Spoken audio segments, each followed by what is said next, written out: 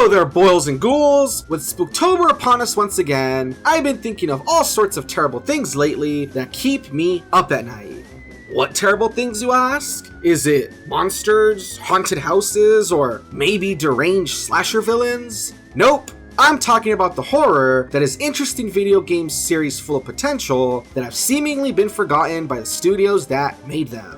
And so, with the help of my buddy from over at Oxshox, here are 7 abandoned horror game franchises that we think deserve more love. Number 1. Alan Wake.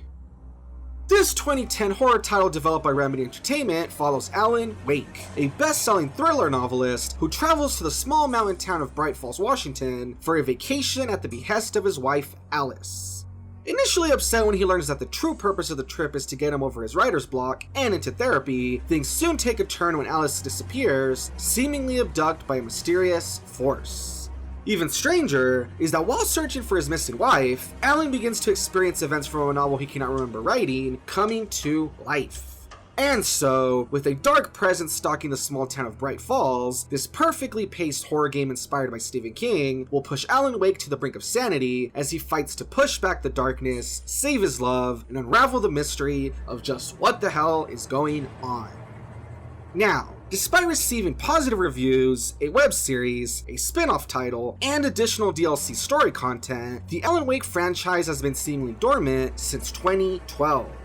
Though a sequel was in the works at one point, this eventually got scrapped, with many ideas transferring over to Remedy's next title, Quantum Break. Still, all may not be lost for our Stephen King as protagonist, seeing as how 2019's Control has many Easter eggs and references to the Alan Wake universe, hinting that the story may come back in one way or another. Number 2. Dino Crisis. After Capcom's huge success of Resident Evil 1, 2 and 3, they decided to change things up and swap out the zombies for dinosaurs.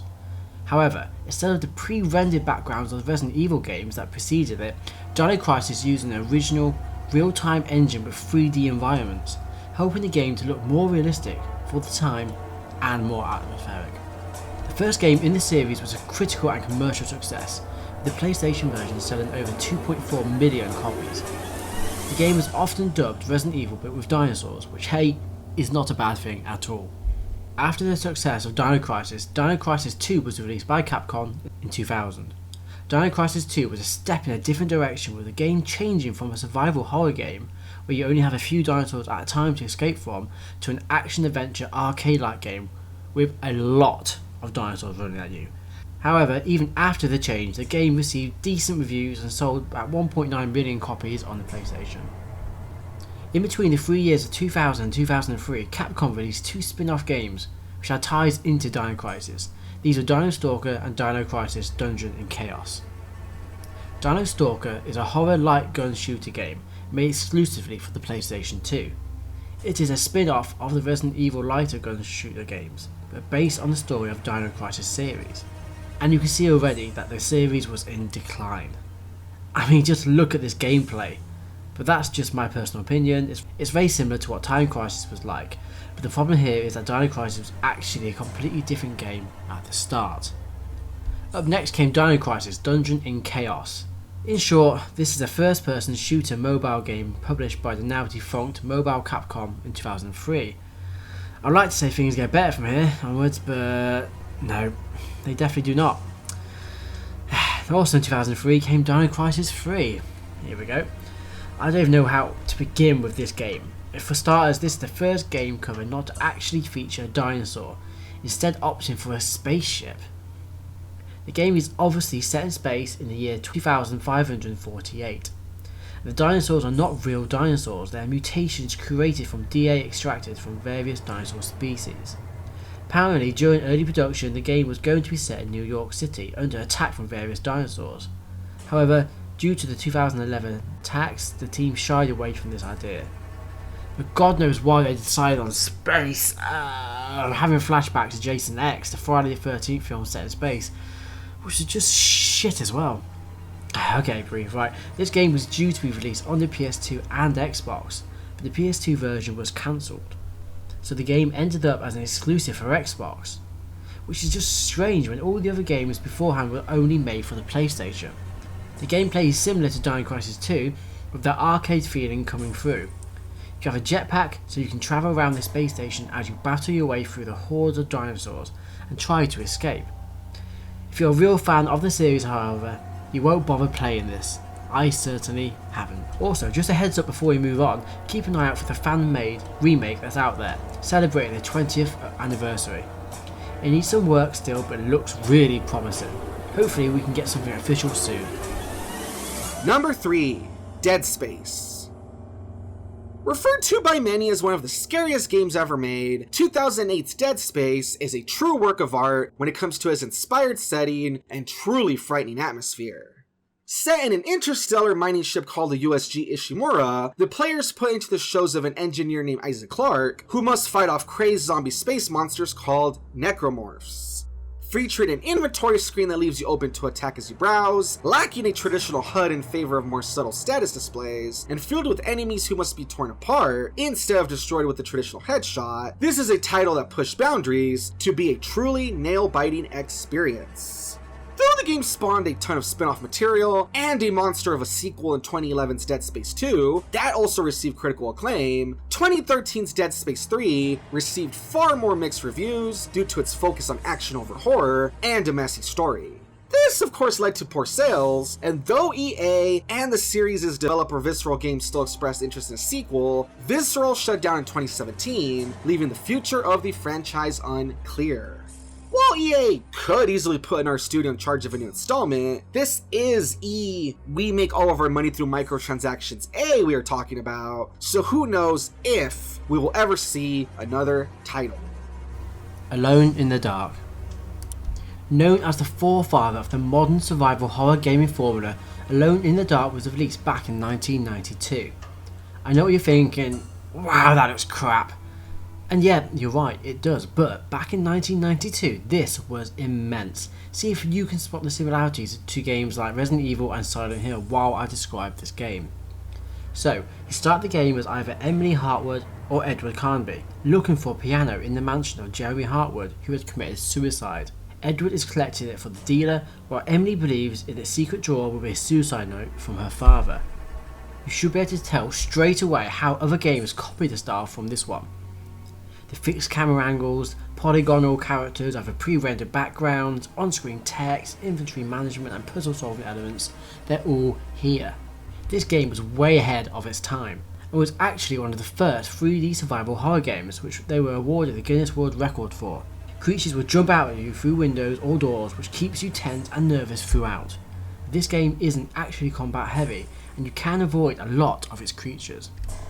After its critical acclaim upon its release, Infogrames went on to make a sequel which was released in 1993, but slightly before that they made Jack in the Dark, a small game made during the second game's production. Jack in the Dark was used as a promotional game distributed at Christmas 1993, just before the second installment's release. It is a short adventure featuring the young child Grace Saunders. During Halloween, she enters a small toy store after dark and gets locked inside. There, the toys are alive and Grace must save Santa Claus from an evil Jack in the Box. Then, shortly after this, Alone in the Dark 2 hit stores. Even after the huge success of the first game, Infogrames decided to change things up for the second installment, making this game more action orientated than the first. This is obvious from the start when you gain a Tommy gun and have to blow your way through towards the mansion. The creatures here are green and zombie-like in appearance, and are no way near as creepy as the walking corpses of the first game. They actually behave like ordinary people, arming themselves with guns and shooting at the player. This game actually had added locations as well compared to the original. Alone in the Dark 2 was popular and generally well received, even if some people were annoyed by the change of horror to action-adventure. The following year in 1994, Alone in the Dark 3 came. Apparently not frightened again to change ideas, this time Infogrames set the game in the Wild West. Edward is back, investigating the disappearance of a film crew and Emily Hartwood, whilst fighting off a town filled with zombie cowboy outlaws, who attack him with revolvers and rifles. Halfway through the game, the zombies become the more traditionally shambling zombies we're all used to. And also this time the developers attempted to make the game easier than before, because the second game was actually really hard at times. Each game in the original trilogy was worse than the one before it, and might be why the next Alone in the Dark didn't come out until 2001. That, and that the game engine used was fast becoming outdated, and that they would need to reinvest in a new one to keep up with other games being released on the soon-to-be-released PlayStation. Capcom, however, took advantage of this new platform and the lack of any new game coming out in the Alone in the Dark series by releasing Resident Evil, using many of the mechanics from Alone in the Dark but making it their own. After seeing this, Infogrames have released an enhanced port of Alone in the Dark 2 under the name of Alone in the Dark Jack is Back, or Alone in the Dark One-Eyed Jack's Revenge in the United States, which was released in 1996 for the PlayStation and Sega Saturn. However, these games were not well received due to, even though they were enhanced version and improved, they were still dated compared to the Resident Evil and other games being newly developed for the PlayStation. The New Nightmare was deemed a reboot of the series, and was the first time a game would be developed for console release for multiple platforms. This game was a return to form for the originally horror-themed series, again becoming about survival horror once more, thank God. Edward Carnby's best friend and partner, Charles Fisk, has been found dead off the coast of Shadow Island, a mysterious island near the coast of Massachusetts. Carnby's investigation quickly leads him to Frederick Johnson, who informs him of Fisk's search for the 3 ancient tablets with abilities to unlock incredible and dangerous power. Johnson pleads with Carnby to take the place of Fisk and reopen the investigation in order to recover the tablets. Like the original, you can pick between 2 protagonists. Carnby's side of the plot is based mainly on fighting monsters, while Adeline's is puzzle based. This game received generally favourable reviews, but after a long 7 years, next came Alone in the Dark in 2008. Don't let the title confuse you, this isn't a remake of the awesome original. Okay, bear with me here because here's the plot. Alright, here we go. The game begins with Edward Carnby recovering from amnesia after an exorcism performed on him by a group of oculists led by a guy called Crowley.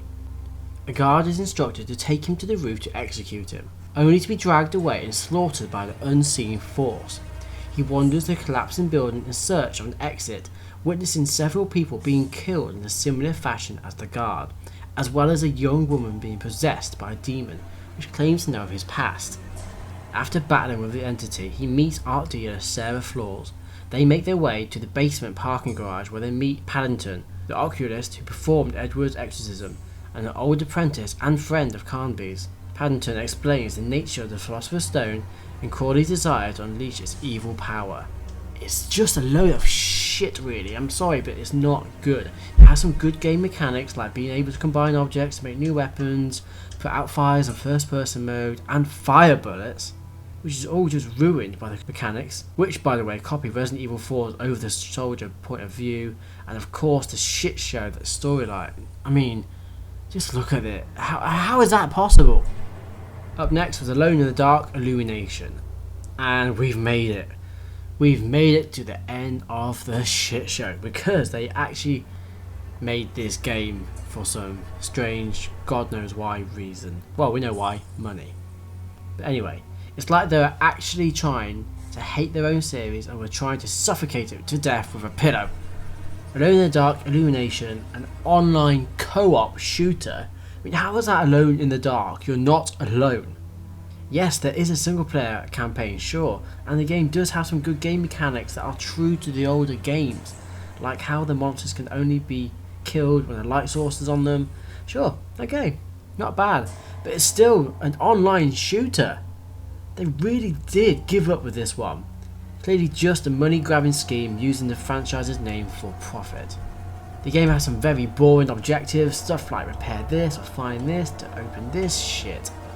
Which happens in horror games, I know that, but this just feels so wrong and out of place in the online shooter. You can upgrade your characters to gain like a whole fucking 5% speed increase or 5% quicker reload time, and actually, fuck it, it's an insult to Alone in the Dark, no wonder it's been abandoned, someone needs to fix this mess. Moving on. Number 5. Clock Tower.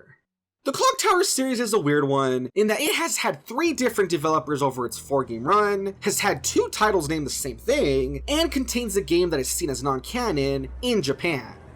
Despite the weirdness though, I still find the series to have an interesting premise overall, with a pretty memorable antagonist. At its core, the series is all about survival horror, with the first 3 games being point-and-click adventure games with survival horror elements, and the 4th game being pure survival horror. Throughout the entire series, gameplay is generally centered on exploring the environment to solve puzzles, or, when pursued by enemies such as the iconic Scissor Man, hiding and escaping. Panic mode is an interesting feature of the series that, when triggered due to fear of being alarmed, leads to the playable character becoming difficult to control, and therefore, more likely to be killed. Most of the titles also feature a variety of multiple endings. Despite being considered instrumental in establishing the horror game genre, the series has not seen a new installment since 2002, though 2005's Haunting Ground and 2016's Nightcry are seen as spiritual successors of sorts. While one has to wonder why a series that seems to have such a legacy behind it has had so much trouble getting more entries, I think this does tie back to what I mentioned near the beginning of the entry about stuff like jumping between different developers. With it last being touched by Capcom, who is busy with its other franchises, who knows if they see making more games in the series worth it. This is a shame, of course, because with how well Capcom has brought stuff like Resident Evil to current gen, just imagine what they could do with Clock Tower and the totally creepy Scissor Man. Silent Hill. Now, before I start, just look at this picture. There have been a lot of Silent Hill games. 8 in the main series, and even more if you include all of the spin-offs. So today, we'll just concentrate on the main games. Silent Hill follows Harry Mason as he searches for his missing adopted daughter in the fictional American town of Silent Hill. Stumbling upon a cult conducting a ritual to revive a deity it worships, he soon discovers her true origin. The game cleverly uses fog to hide rendering issues due to limitations of the PS1 hardware, which really helps with the atmospheric of the game, and probably why Silent Hill was often regarded as a defining title in the survival horror genre. Silent Hill was then followed by Silent Hill 2 in 2001. This time round, the game follows James Sunderland searching for his deceased wife in Silent Hill after having received a letter from her informing him that she is waiting for him there. Silent Hill 2 is not a direct sequel to the first game, but it is often considered the greatest horror game ever made, and among the greatest video games of all time.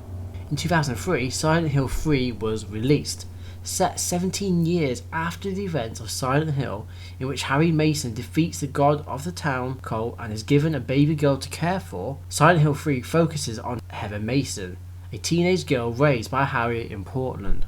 She discovers that the cult plans to use her to birth their god, and becomes caught in a conflict within the cult. Then Silent Hill The Room hit stores in 2004. Unlike the previous installments, which was set in the town of Silent Hill, this game is set in the fictional town of South Ashfield, and follows Henry Townsend as he attempts to escape from his locked down apartment. During the course of the game, Henry explores a series of supernatural worlds and finds himself in conflict with an undead serial killer named Walter Sutherland. Though generally praised by many, its departure from the typical features of the series received a range of reactions from fans, some not good. 3 years later, in 2007, saw Silent Hill Origins being released.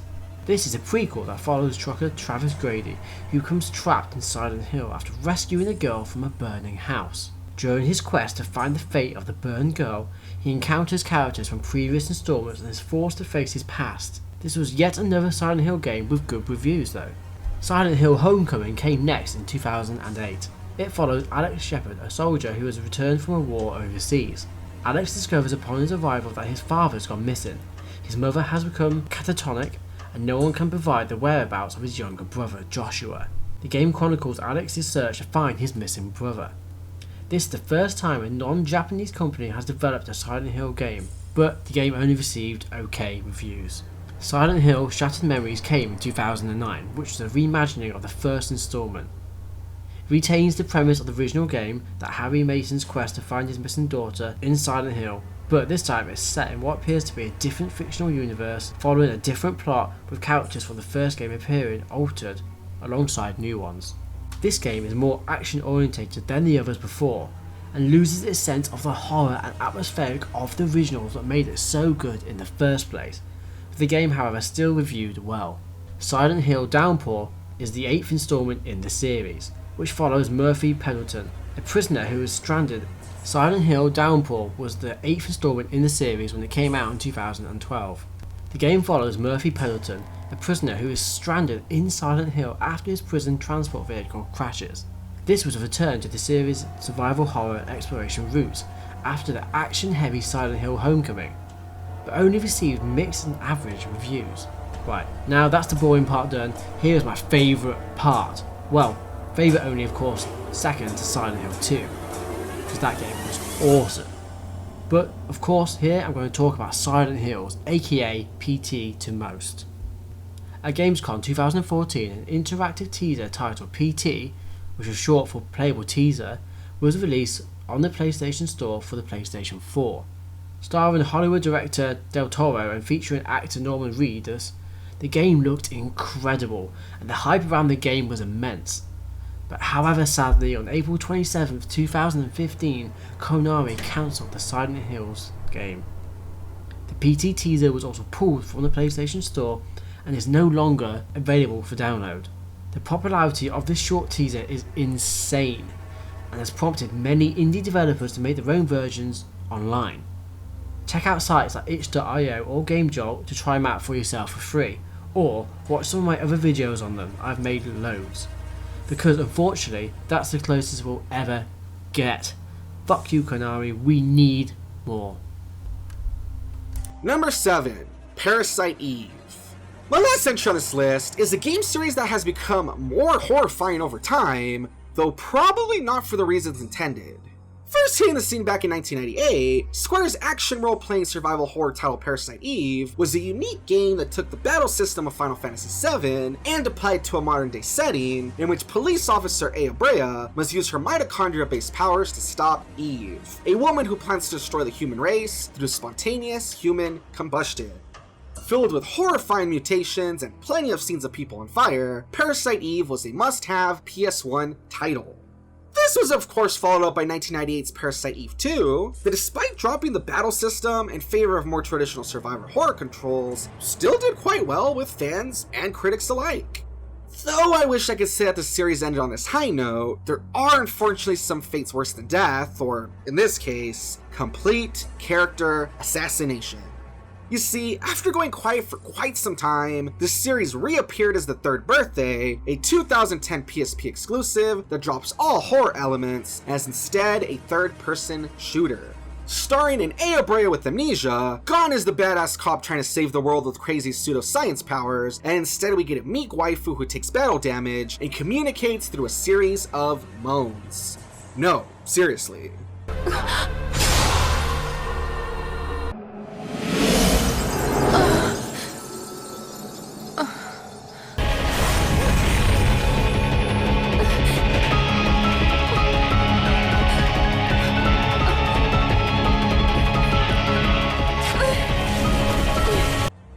Release of this third cursed entry in the series, all word of the franchise has gone quiet, and Square Enix has seemingly moved on. Still, fans everywhere hope that maybe one day we can at the very least get a remake of the first two titles, similar to the Resident Evil treatment. And there you have it, folks, 7 horror game franchises that despite their potential and fans wanting more, seem to have been abandoned. Did you enjoy our list? Feel that there's anything you want to add? Why not leave a comment below? Special thanks to my buddy over at Oxshox that helped bring this video together. You guys should really go check him out, as he does an awesome job with horror game playthroughs, lists, and news. He will be linked in the description below. I hope you all enjoyed my video, but if not, everything you saw is just an opinion. And remember, don't take anything I say too seriously. After all, I'm just a wannabe reviewer. Thanks for watching.